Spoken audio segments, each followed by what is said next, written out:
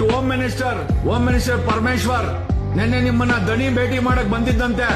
ನಮಗಿರೋ ಮಾಹಿತಿ ಪ್ರಕಾರ ಪರಮೇಶ್ವರ್ಗೆ ಲಂಚ ಕೊಟ್ಟು ಈ ಕೇಸನ್ನ ಮುಚ್ಚಾಕಕ್ಕೆ ಪ್ರಯತ್ನ ಬೀಳ್ತಾ ಇದ್ದಾರೆ ಅಂತ ನಿಮ್ಮ ಮೇಲೆ ಆರೋಪ ಇದೆ.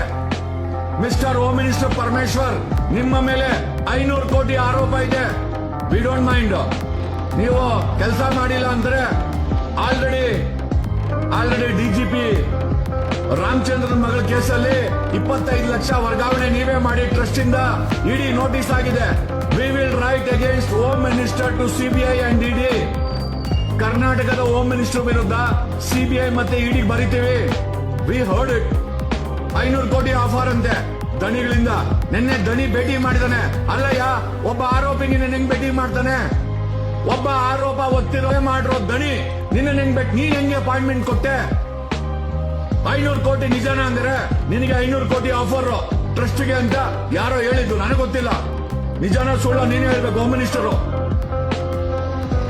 The home minister, we will write a complaint against you.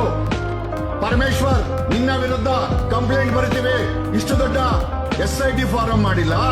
ಅಲ್ಲಿರೋ ಪೊಲೀಸರು ಅವನಿಗೆ ಮ್ಯಾಪ್ ಕೊಟ್ಬಿಟ್ಟು ಎಲ್ಲಿ ಊಟ ಹಾಕಿದ್ಯಾ ಅಂತ ಕೇಳ್ತಾರೆ. ಏನಕ್ಕೆ?